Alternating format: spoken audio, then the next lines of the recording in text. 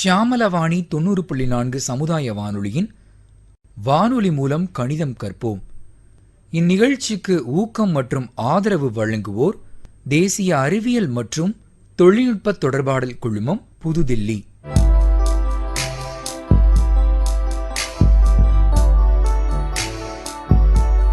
முதலாவதாக கணித வினாடி வினா.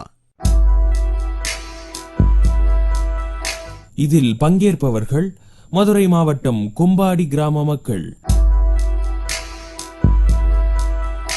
இப்பொழுது அறிமுக நேரம். முதல் அணி, நீங்க இப்போ உங்களை அறிமுகப்படுத்திக்கோங்க. வணக்கம், என் பேர் கலா. நான் கொம்பாடி கிராமத்திலேருந்து வந்திருக்கேன். என்னோட பஞ்சவர்ணம் வந்திருக்காங்க. நாங்கள் ஏ டீம். இரண்டாவது அணி. வணக்கம், என் பேர் மல்லிகா. கொம்பாடி கிராமத்துலேருந்து வந்திருக்கோம். என் கூட வாசிக்கு வந்திருக்காங்க. நாங்கள் பி டீம். மூன்றாவது அணி. இப்போ உங்களுடைய அறிமுகம். வணக்கம், என் பேர் சிட்டு. கொம்பாடி கிராமத்துலேருந்து வந்திருக்கோம். பாப்பம்மா எங்கள் கூட வந்திருக்கு. எங்கள் டீம் சி.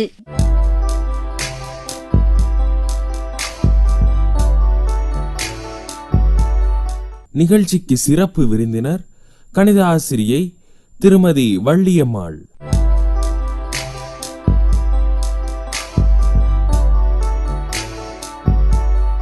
வினாடி வினா போட்டியின் விதிமுறைகள்.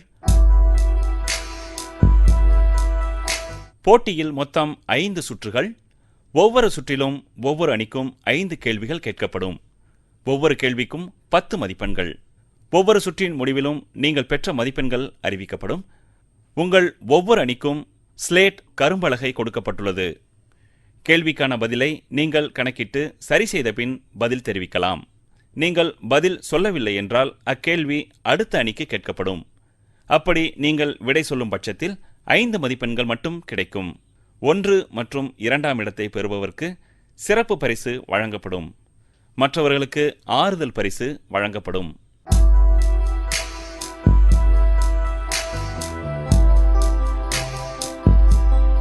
கணித வினாடி வினா நிகழ்ச்சியில் இறுதி சுற்றான 5வது சுற்று ஆரம்பம்.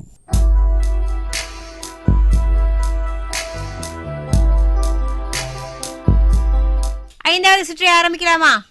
5வது சுற்றில் டீம் ஏக்கான முதல் கேள்வி. சலீம் ஒரு பெட்டி கடை வச்சுருக்கான். ஒரு நாளைக்கு அவனுக்கு வரவு 150 ரூபா. செலவு போக அவன் 70 ரூபா சேமிச்சா ஒரு வாரத்துக்கான சேமிப்பு எவ்வளவு? 490 ரூபாய் சேமிச்சிருக்கு. சரியான பதில். சரியான விடை கூறிய ஏ அணிக்கு 10 மதிப்பெண்கள்.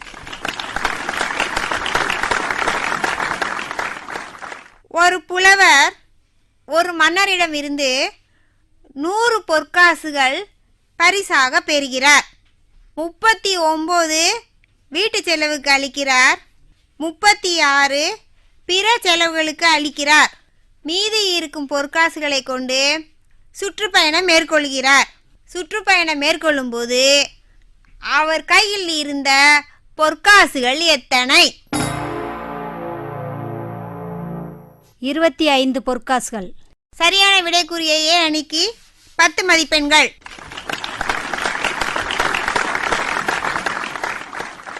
ஒரு பள்ளியில் 20 வகுப்பு இருக்கு. 18 வகுப்புல 4 டியூப்லைட்டும் 2 வகுப்புல 8 டியூப்லைட் இருந்தா மொத்தம்னா எத்தனை டியூப்லைட்டுகள் இருக்கும்? மொத்தம் 88 டியூப்லைட்டுகள். சரியான விடை. சரியான விடை கூறிய ஏ அணிக்கு 10 மதிப்பெண்கள். ஏ அணிக்கான 4வது கேள்வி. ஒரு அரண்மனையில் 72 அறைகள் இருக்கின்றன. ஒரு அறையை சுற்றி பார்க்க 5 நிமிஷம் ஆகும் என்றால் 72 அறையை சுற்றி பார்க்கறதுக்கு எவ்வளவு மணி நேரம் ஆகும்? 6 மணி நேரம் ஆகும். சரியான விடை. சரியான விடை கூறிய ஏ அணிக்கு 10 மதிப்பெண்கள்.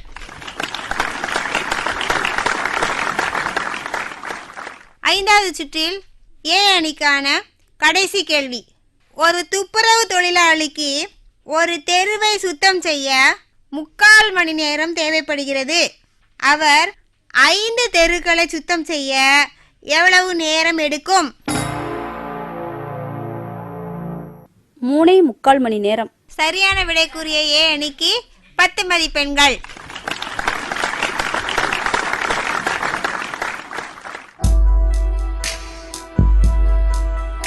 ஏ அணிக்கான கேள்விகள் முடிவடைந்ததுமா?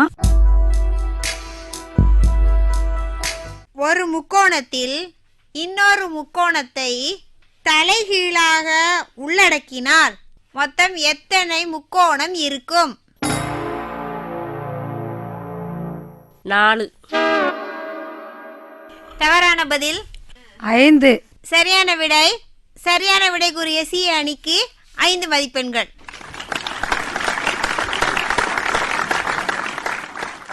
அடுத்த கொஸ்டின். கோளத்தை பாதியாக்கினால் கிடைப்பது என்ன? அரைக்கோளம். சரியான விடை கூறிய பி அணிக்கு 10 மதிப்பெண்கள்.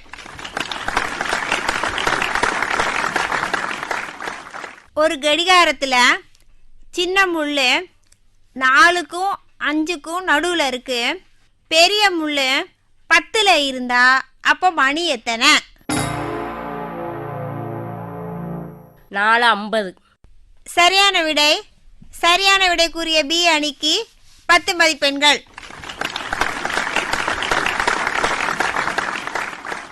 சச்சின் டெண்டுல்கர் முதல் தொடரில் 300 ரன்களும் 2வது தொடரில் 200 ரன்களும் 3வது தொடரில் 100 ரன்களும் எடுத்தால் அவர் மொத்தம் எடுத்த ரன்கள் எத்தனை? 600. சரியான விடை கூறிய பி அணிக்கு 10 மதிப்பெண்கள்.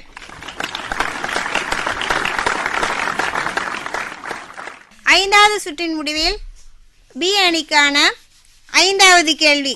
ஜெராக்ஸ் கடையில் ஒரு பேப்பருக்கு ஜெராக்ஸ் எடுக்கிறதுக்கு 4 ரூபானா 25 பேப்பர் எடுக்கிறதுக்கு எத்தனை ரூபா ஆகும்? 100 ரூபாய். சரியான விடை கூறிய பி அணிக்கு 10 மதிப்பெண்கள்.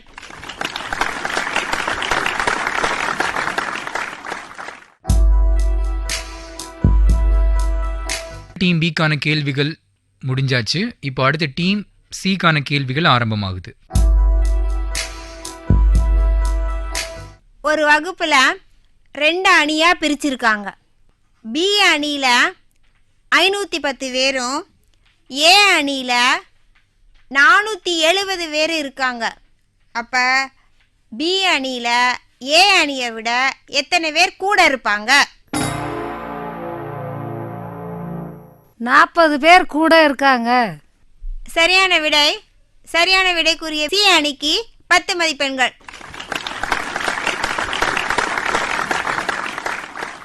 மதுரை குறைதீர் முகாமில் மாதந்தோறும் 10,000 மனுக்கள் வருகின்றன. சென்னை குறைதீர் முகாமில் மாதந்தோறும் 15,000 மனுக்கள் வந்தால் இரண்டிலும் சேர்த்து மொத்தம் எத்தனை மனுக்கள் வரும்? 25,000 மனுக்கள். சரியான விடை கூறிய சி அணிக்கு 10 மதிப்பெண்கள்.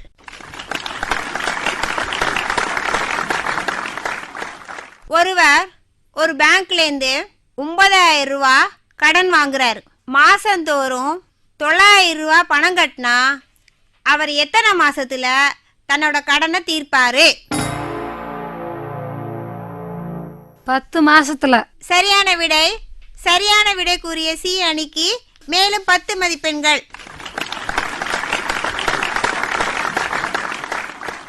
ஒரு எழுத்தாளர் ஒரு இதழுக்கு கட்டுரை எழுதுவதற்கு 850 ரூபாய் வாங்குகிறார்.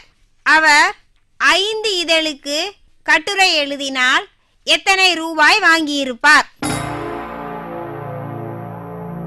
3,450. தவறான விடை. ஏ அணி விடை தெரிந்தால் கூறலாம். 4,250 ரூபாய். சரியான விடை கூறிய ஏ அணிக்கு 5 மதிப்பெண்கள்.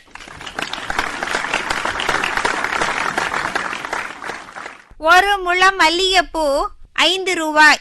அப்படி என்றால் 95 ரூபாய்க்கு எத்தனை முழம் மல்லிகைப்பூ வாங்கலாம்?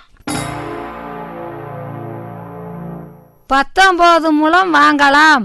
சரியான விடை கூறிய சி அணிக்கு 10 மதிப்பெண்கள்.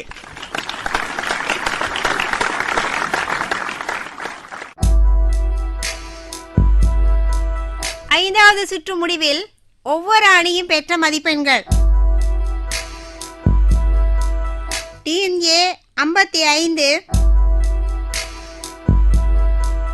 டீம் பி 30,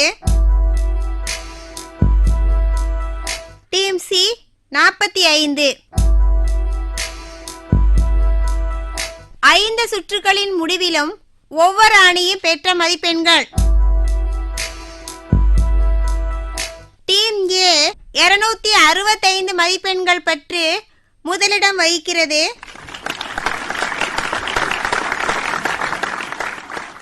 டீம் பி 170 மதிப்பெண்கள்,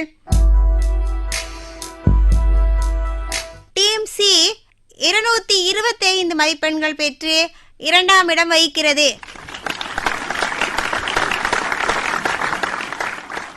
முதலிடம் பெற்ற டீம் ஏக்கு இன்றைய நிகழ்ச்சியின் சிறப்பு விருந்தினர் கணித ஆசிரியை திருமதி வள்ளியம்மாள் அவர்களால் ரொக்கப் பரிசுகள் இப்போது வழங்கப்படுகிறது.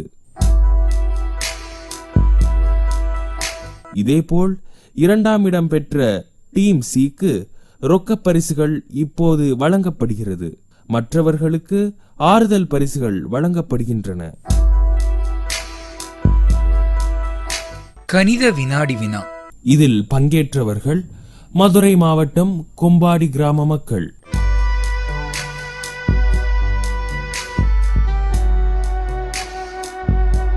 கணித வினாடி வினா நிகழ்ச்சியினை இனிவரும் பகுதிகளில் கேட்கலாம்.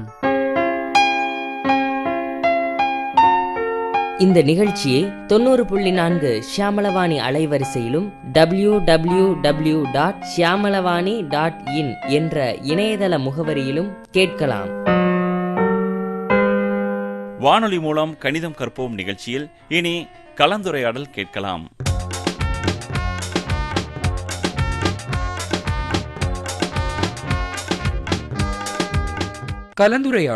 கலந்துரையாடலில் இன்று கணிதமும் தோட்டக்கலையும். கலந்துரையாடுபவர் முனைவர் ஈஸ்வரி, பேராசிரியை, தோட்டக்கலை கல்லூரி மற்றும் ஆராய்ச்சி மையம், பெரியகுளம். இதில் பங்கேற்பவர்கள் மதுரை மாவட்டம் வளையங்குளம் கிராமம், புதுக்கண்மாய் மக்கள். என் பேர் சந்திரா, என் கூட மீனாட்சி, அழகம்மாள். நாங்கள் வளையங்குளம் புதுக்கம்மாயிலிருந்து வந்திருக்கோம். தோட்டக்கலையில் கணிதம் பற்றி தெரிஞ்சுக்க வந்திருக்கோம். வணக்கம், என் பேர் அழகம்மாள், என் கூட மீனாட்சி, சந்திரா வந்திருக்காங்க. வணக்கம், எனது பெயர் ஈஸ்வரி. நான் தோட்டக்கலை கல்லூரி மற்றும் ஆராய்ச்சி மையம் பெரியகுளத்திலிருந்து வந்திருக்கேன். இன்று நான் பேசப்போகும் தலைப்பு கணிதமும் தோட்டக்கலையும். நம்முடைய அன்றாட வாழ்வில் அறிந்தும் அறியாமலும் கணிதத்தை பயன்படுத்தி கொண்டுதான் இருக்கிறோம். கணிதத்தை அறிவியலின் தாய் என்று கூறுவார்கள். இவ்வாறு சிறப்பு வாய்ந்த கணிதம் எல்லா துறைகளிலும் பயன்படுகிறது. ஒரு நாட்டின் முன்னேற்றத்திற்கு முதுகெலும்பாக இருப்பவர்கள் விவசாயிகள். அவர்களின் சுய முன்னேற்றத்திற்கு மிகவும் காரணியாக விளங்குவது கணிதமே. மனிதன் என்று உணவை தேடி அலைந்து திரிந்து நிலையான ஒரு இடத்தில் குடிகொண்டு விவசாயம் செய்ய தொடங்கினானோ அன்றே அவனையும் அறியாமல் கணிதத்தை பயன்படுத்த தொடங்கிவிட்டான். எனவே கணிதத்தின் வளர்ச்சியில் முக்கிய பங்கு விவசாயத்திற்கு உண்டு என்பதில் எல்லளவும் சந்தேகமில்லை. ஆரம்ப காலத்தில் உணவுக்காக பயிர் செய்த மனிதன் ஆங்காங்கே கிடைத்த காய்கள், கனிகள் இவற்றை உபயோகிக்கத் துவங்கினான். அதனைத் தொடர்ந்து தொடர்ச்சியாக சிறு சிறு தோட்டம் அமைத்து கனிகள், காய்கள், மூலிகைப் பொருட்கள், வாசனைப் பொருட்கள் ஆகியவற்றை பயிர் செய்து உபயோகிக்கத் தொடங்கினான். பொதுவாக தோட்டக்கலை என்பது பல பயிர்கள், காய்கறி பயிர்கள், நறுமணப் பயிர்கள், மலைத்தோட்டப் பயிர்கள், மலர் பயிர்கள், மூலிகை பயிர்கள், வாசனை பயிர்கள், நில எழிலூட்டல். இப்பயிர்கள் பயிரிட்டு உற்பத்தி செய்யும் முறையை 3 பகுதிகளாக பிரிக்கலாம். நாற்றுப்பண்ணை அமைத்து தேவையான நாற்றுக்களை உற்பத்தி செய்தல். இப்பொழுது நாற்றுப்பண்ணை அமைத்தலில் கணிதத்தின் பங்கை பார்ப்போம். நாற்றுகள் தயாரிப்பதற்கு தேவையான தரமான விதைகளை தேர்வு செய்து அதன் முளைப்புத்திறன் பற்றிய கணக்கெடுப்பிற்கு புள்ளியியல் உதவுகிறது. மேலும் நம்மிடம் உள்ள இடத்திற்கு தகுந்த நாற்றுகளை உற்பத்தி செய்வதற்கு அளவியல் பயன்படுகிறது. நாற்றுகள் செழித்து வளர்வது மற்றும் மடிவது பற்றிய கணக்கெடுப்பிற்கு லாப நட்ட முறை பயன்படுகிறது. இது பொதுவான அடிப்படை கணிதம். தோட்டக்கலையில் விவசாயிகள் அவர்களையும் அறியாமல் பயன்படுத்துவது ஆகும். இந்த எளிய முறை கணக்குகளை விவசாயிகள் கற்று அதற்கு தகுந்த நாற்றுகளை உற்பத்தி செய்ய முயலும்போது அவர்கள் லாபத்தை அடைவதற்கு முதல் படியிலேயே தெளிவான அச்சாரத்தை அமைத்துக் கொள்ளலாம்.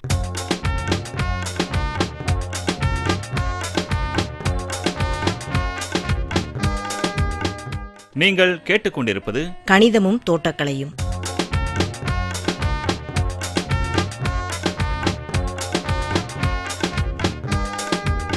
இப்பொழுது தோட்டம் அமைக்கும் முறையை பார்ப்போம். உற்பத்தி செய்த நாற்றுகளை தோட்டத்தில் நடுவதற்கு செடியின் தன்மையை பொறுத்து அவற்றுக்கு இடையே இடைவெளி தேவைப்படுகிறது. இதில் அளவியல் பயன்படுகிறது. மேலும் தோட்டத்தை சுற்றி முள்வேலி அமைத்தலிலும் அளவியல் பயன்படுகிறது. இந்த அளவியலை சரியாக பயன்படுத்தும் போது வீணான விரயங்களை விவசாயிகள் கட்டுக்குள் கொண்டு வரலாம். அடுத்ததாக செடிகளுக்கு தேவையான நீர் மேலாண்மையில் பண்டைய காலத்தில் மாதம் மும்மாரி பெய்ததால் நம்முடைய விளைபொருட்கள் நீர் என்பதை பற்றிய கவலையே இல்லை. இன்றைய நவீன உலகத்தில் நீரை பயன்படுத்துவதே ஒரு அழகிய கலையாக மாறிவிட்டது. வான் தந்த மழைத்துளியை மழைநீர் சேமிப்பின் மூலமாக நிலத்தடி நீரை அதிகரிக்கச் செய்து அதில் தொட்டி நீர் பாசனமாக மாற்றி செடிகளின் தன்மைக்கு ஏற்றவாறு தரும்போது மிகப்பெரிய மகசூலை முதலீட்டாளர்கள் அடைய முடிகிறது. இந்த தொட்டி நீர் பாசனத்திற்கு வழிகாட்டியாக இருப்பது கணிதமே. ஒரு ஏக்கருக்கு தேவையான தொட்டி நீர் பாசனம் அமைக்கும் முறை மற்றும் அந்த டியூபின் வழி ஒரு துளையிலிருந்து இன்னொரு துளைக்கே உள்ள இடையே உள்ள அளவு மற்றும் மின்சார தேவை இவைகள் அனைத்தையும் கணக்கிட கணிதமே பயன்படுகிறது. மேலும் நம்மிடம் உள்ள நீரின் அளவை கணக்கெடுப்பதற்கும் நமது கன அளவு முறையே பயன்படுகிறது. அடுத்ததாக தோட்டக்கலையில் உர மேலாண்மையில் கணிதத்தின் பயன்பாட்டை பார்ப்போம். கூடுமான வரை அனைவரும் தொழு உரம் மற்றும் மண்புழு உரங்களை பயன்படுத்த வேண்டும். இந்த மண்புழு உரம் தயாரிப்பில் முழுவதாக கணிதமே பயன்படுகிறது. அடுத்தபடியாக அறுவடை என்று பார்க்கும்போது அறுவடை செய்த பொருட்களை சந்தையில் விற்பனை செய்யும் போது நம்முடைய பொருட்களின் தரத்திற்கு தேவையான மதிப்பு கிடைக்கிறதா என்பதை பற்றி அறிவதில் கணிதமே பிரதானமாக உள்ளது. மேலும் பட்டியல் விவரம் தயாரித்தல், புல்களின் சதவீதம், விலை நிர்ணயம் ஆகியவற்றிலும் கணிதம் முக்கிய பங்கு வகிக்கிறது. நாமும் எளிய முறை கணிதத்தை கற்றிருந்தால் நம்மை பிறர் ஏமாற்றுவதை தவிர்க்கலாம். உதாரணத்திற்கு ஒரு மாம்பழத்தின் விலை 10 ரூபாய் என்றால் 100 மாம்பழத்தின் விலை எவ்வளவு? எங்கே சொல்லுங்கள். ஒரு மாம்பழத்தின் விலை 10 ரூபாய் என்றால் 100 மாம்பழத்தின் விலை 1000 ரூபாய்.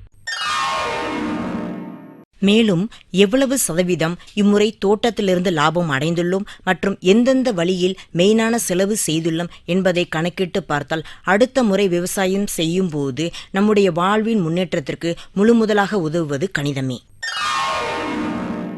இதுவரை நான் கூறியதெல்லாம் இயல்பாகவே நம்மை அறியாமல் கணிதத்தை பயன்படுத்துவதாகும். மேலும் தோட்டக்கலை ஆராய்ச்சி மையத்தில் ஈடுபடும் அனைவருக்கும் கணிதமே மிகப்பெரிய காரணியாக உள்ளது. நவீன தொழில்நுட்பங்கள் பலவற்றுக்கும் ஊன்றுகோலாக இருப்பது கணிதமே. இப்பொழுது நம் நடைமுறை வாழ்க்கைக்கு வருவோம். ஒரு நாளைக்கு வீட்டுக்கு தேவையான காய்கறிகள் வாங்குவதற்கு எவ்வளவு பணம் தேவைப்படுகிறது? எங்கே சொல்லுங்கள். டெய்லி காய்கறி கடையில் காய் வாங்குவேன். கத்திரிக்காய் 1 கிலோ வாங்குவேன், தக்காளி 1 கிலோ வாங்குவேன், வெங்காயம் 1 கிலோ வாங்குவேன், முருங்கைக்காய், மாங்காய் எல்லாம் சேர்த்து 40 ரூபா வரும். இப்பொழுது நடைமுறையில் ஒரு எலுமிச்சை செடி வைப்பதற்கு 2 மீட்டர் இடைவெளி தேவைப்படுகிறது. அதன் அருகே ஒரு மாமரச் செடியை நம்மால் வைக்க முடியுமா? முடியாது. ஏனென்றால் அவற்றுக்கும் இடையேயான இடைவெளி குறைய வேண்டும். பக்கத்திலே எலுமிச்சை செடி இருப்பதினால் சூரிய ஒளி என்பது மாமரத்திற்கே முழுமையாக சென்றுவிடும். ஆகவே எலுமிச்சைக்கு அடுத்து 2 மீட்டர் தொலைவில் எலுமிச்சை செடியவே வைக்க வேண்டும்.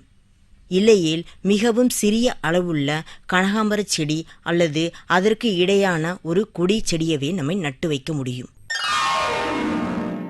இப்பொழுது 2 செடிகளுக்கு இடையே உள்ள அந்த இடைவெளி என்பது 2 மீட்டர் தொலைவு என்பதே கணக்கு. இந்த கணக்கு தான் தோட்டக்கலையில் முதன்மையாக பயன்படுகிறது. இப்பொழுது நம்முடைய அன்றாட வாழ்க்கையில் நெல் உற்பத்தியை பற்றி பார்ப்போம். ஒரு நெல் விதைக்கும் போது அதை அறுவடை செய்யும் காலம் எவ்வளவாக இருக்கும்? எங்கே சொல்லுங்கள். 6 மாதம் ஆகும் மேடம். நடைமுறை வாழ்க்கையில் நமது வீட்டிற்கு தேவையான காய்களை வாங்குவதற்கு உதாரணமாக இப்போ 2 பேர் இருக்காங்கன்னு வைங்க, நமக்கு எவ்வளோ செலவு ஆகும்? எங்கே சொல்லுங்க பார்ப்போம். எங்கள் வீட்டில் நாங்கள் 4 பேர் இருக்கோம். மாதம் காய்கறிக்கு 1500 ரூபா வரும். மேடை வந்து 2 பேருக்கு எவ்வளோ வரும்னு கேட்டாங்க. மாதத்துக்கு 750 ரூபாய் வரும். கரெக்டாக சொல்லிட்டீங்க. இதை எப்படிம்மா சொன்னீங்க? 1500 2ஆல் வகுத்தா 750 ரூபா வரும் மேடம்.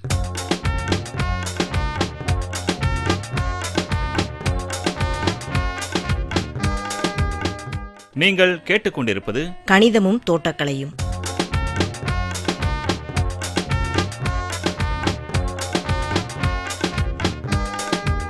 தோட்டக்கலைனா என்னென்ன பயிர்கள் மேடம் வரும் இதில்?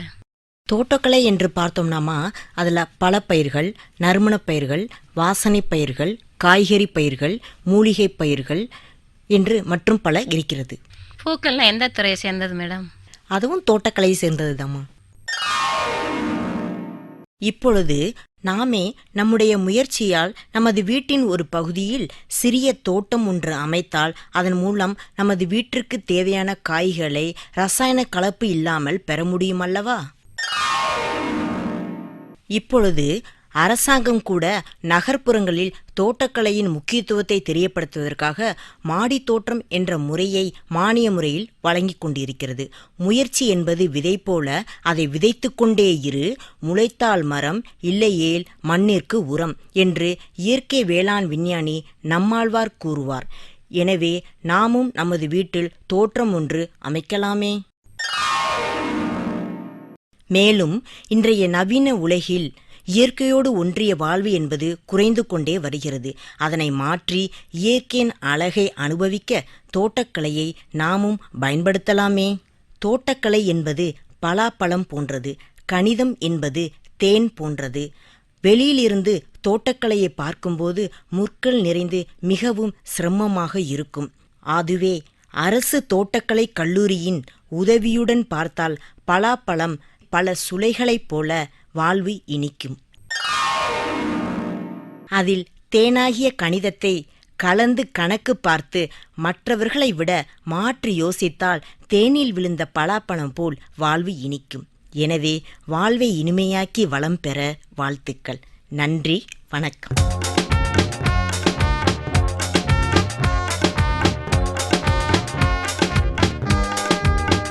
கலந்துரையாடலில் இதுவரை நீங்கள் கேட்டது கணிதமும் தோட்டக்கலையும்.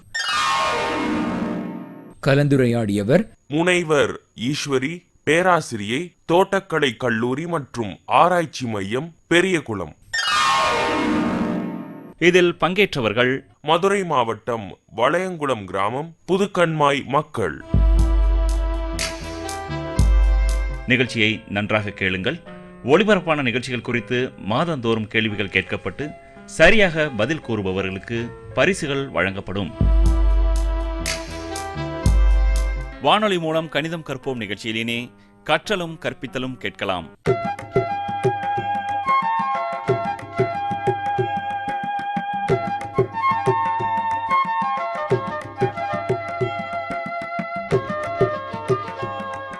கற்றலும் கற்பித்தலும் நிகழ்த்துபவர் திருமதி எம் பிரதீமா, கணித ஆசிரியை, கிருஷ்ணம்மாள் ராமசுப்பையர் பள்ளி, மதுரை.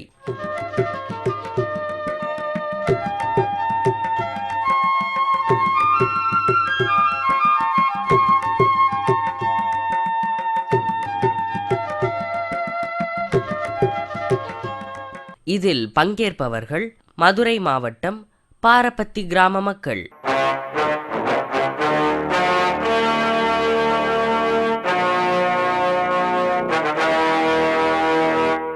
வணக்கம், என் பேர் கருப்பாயி. என் கூட லட்சுமி, பேச்சி, தனா எல்லாம் கூட வந்திருக்காங்க. பாரபத்தி கம்மாயிலேருந்து வந்திருக்கோம். இங்கே கணக்கு பாடம் கத்திக்கிற வந்திருக்கோம். வணக்கம்மா, நீங்கள்லாம் பாரபத்தி கிராமத்துலேருந்து வந்திருக்கீங்க இல்லையா? இப்போ நான் உங்களுக்கு வாழ்க்கைக்கு மிகவும் தேவையான அத்தியாவசியமாக இருக்கக்கூடிய அடிப்படை கணக்கை பற்றி கற்றுத்தரலான்னு வந்திருக்கேன். 2 மணியை நான் விளக்கி சொல்கிறேன். அதுக்கப்புறம் நான் உங்களுக்கு கேள்விகள் கேட்குறேன். 23:10 மணி அப்படின்னு ரயில் நேரப்படி போட்டிருக்காங்க. ரயில் நிலையத்தில் 23:10 மணிகள்னு இருக்குது. இதை நம்ம சாதாரண நேரத்திற்கு மாற்றணும். இப்போ பார்த்தீங்கன்னா தெரியும், 23ங்கிறது 12 விட அதிகமாக இருக்குது. அந்த மாதிரி அதிகமாக இருந்தால் நம்ம என்ன செய்யணும்? 12ஆல் கழித்திரணும். 23 12 கழிச்சோம்னா என்ன வரும்? 11. இப்போ இங்கே கொடுத்துருக்க நேரம் வந்து 23:10 மணின்னு சொன்னேன். அப்போது அதை 12ஆல் கழித்தோம்னா 11:10 11 மணி நேரம் 10 நிமிடங்கள் பிற்பகல்ங்கிறத கண்டிப்பாக போடணும். 12 மணிக்கு மேற்பட்ட எண்கள் வந்ததுன்னா 12ல் கழித்துட்டு பிற்பகல்னு போடணும். இதே வந்து 12க்கும் குறைவாக இருந்ததுன்னா நம்ம எந்த மாற்றமும் இன்றி அப்படியே அந்த மணியை போட்டுட்டு முற்பகல்னு போட்டால் போதும். உதாரணமாக 9 மணிகள் 9 மணின்னு இருக்குன்னு வச்சுக்கோங்க. இது வந்து 12க்கும் குறைவாக இருக்க எண். 9 வந்து 12 விட சின்ன எண். அப்போ நம்ம இது எந்தவித மாற்றமும் இல்லாமல் அந்த 9 மணிங்கிறத அப்படியே போட்டுடலாம். 9 முற்பகல்னு போடணும். இப்போ 11 மணி, அதாவது ரயில்வே நேரத்தில் 11 மணின்னு இருக்குன்னு வச்சுக்கோங்க. இதுவும் 12 விட குறைவான எண். அப்போ இதுக்கும் நம்ம எந்த வித கழித்தலோ கூட்டலோ எதுவும் பண்ண வேணாம். 11 அப்படியே போட்டுடலாம். என்ன ஒன்று போடணும்? முற்பகல். 11 முற்பகல்னு போட்டால் போதும். மதியம் வர 12 மணியை 12 மணின்னு தான் போட்டிருப்பாங்க. நள்ளிரவு வரக்கூடிய அந்த 12 மணியை வந்து ரயில் நிலையத்தில் நேரத்தில் வந்து 24 மணின்னு இருக்கும். இப்போ 12:01, அதாவது நள்ளிரவு 12 மணிக்கு அடுத்து வரக்கூடிய அந்த நிமிடங்கள் 12:01 வந்து 0001, அதாவது மணிகள் வந்து 0ன்னு குறிக்கப்பட்டிருக்கும், நிமிடங்கள் வந்து 1ன்னு போட்டிருக்கும். இப்போ நான் உங்களுக்கு சில கேள்விகளை கேட்குறேன். அதாவது ரயில்வே நேரத்தில் நான் சொல்கிறேன், அதை நீங்கள் சாதாரண நேரமாக மாற்றி சொல்லுங்கள். நல்லா நினைவில் வச்சுக்கோங்க. 12க்கு குறைவாக இருந்தால் அந்த மணியை அப்படியே போட்டுட்டு முற்பகல்னு சொன்னால் போதும். அதை விட அதிகமாக இருந்ததுன்னா 12ல் கழித்துட்டு பிற்பகல்னு சொல்லணும். நான் இப்போ உங்களுக்கு கேட்குறேன், ரயில் நேரப்படி 10:30 மணினா சாதாரண நேரத்திற்கு அதை மாற்றி சொல்லுங்கள். காலையில் 10:30. சரியாக சொன்னீங்கம்மா. அதாவது 10:30 மணிங்கிறது 12 விட குறைவாக இருக்கிறதுனால நீங்கள் எந்த மாற்றமும் செய்யாமல் அதே நேரத்தை போட்டிங்க. முற்பகல்ங்கிறதையும், அதாவது காலை பொழுது காலை 10:30ன்னு சொன்னீங்க, அது வந்து முற்பகல் 10:30. ரொம்ப சரியாக சொன்னீங்க. இப்போ இன்னொன்று 9:20 மணி, அதாவது சாதாரண நேரத்தின்படி 9:20, 9 மணி நேரம் 20 நிமிடங்கள். அதை மாற்றி சொல்லுங்கள். 12 மணிக்கு கம்மியாக இருக்கிறனால காலையில் 9:20 தான். நல்லா சொன்னீங்கம்மா, தெளிவாகவும் சொன்னீங்க. 12 மணிக்கு குறைவாக இருக்கிறதுனால அதே மணி தான் முற்பகல், அதாவது முற்பகல் மட்டும் சேர்த்துக்கிட்டா போதும். முற்பகல் 9:20ன்னு கரெக்டாக சொன்னீங்க. இப்போது 12ற்கும் அதிகமாக இருக்கிற மணிகளை பார்ப்போம். உதாரணமாக 22 மணி, 22 மணின்னு ரயில் நேரப்படி இருக்குது. அதை சாதாரண நேரத்தில் மாற்றி சொல்லுங்கள். 12ற்கும் அதிகமாக இருக்குது. இப்போ என்ன செய்யணும்னு கொஞ்சம் யோசித்து பார்த்து சொல்லுங்கள். இரவு 10 மணி. ரொம்ப சரிம்மா. 12ற்கும் அதிகமாக இருக்கிறதுனால என்ன செஞ்சீங்க? 12ஆல் கழித்துட்டீங்க. அதாவது 22 கழித்தல் 12 பிற்பகல் 10 மணி, அதாவது நைட்டு வரக்கூடிய அந்த 10 மணி. 12ற்கும் அதிகமாக உள்ள அனைத்து நேரங்களுமே வந்து மாலை பொழுதில், அதாவது மதிய வேலைக்கு அடுத்து வரக்கூடிய மணிகளாக தான் இருக்கும்.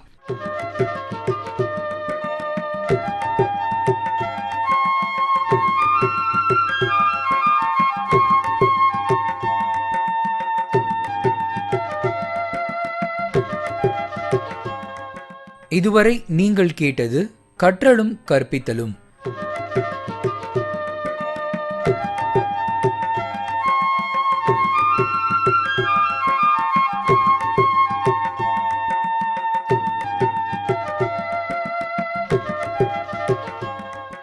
கற்றலும் கற்பித்தலும் நிகழ்த்தியவர் திருமதி எம் பிரதீமா, கணித ஆசிரியை, கிருஷ்ணம்மாள் ராமசுப்பையர் பள்ளி, மதுரை.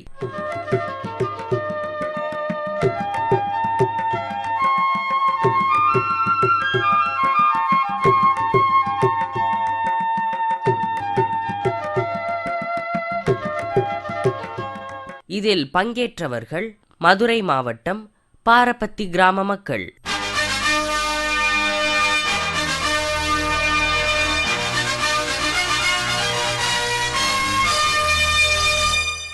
ஷியாமலவாணி 90.4 சமுதாய வானொலியின் வானொலி மூலம் கணிதம் கற்போம் இந்நிகழ்ச்சிக்கு ஊக்கம் மற்றும் ஆதரவு வழங்கியோர் தேசிய அறிவியல் மற்றும் தொழில்நுட்ப தொடர்பாடல் குழுமம், புதுதில்லி.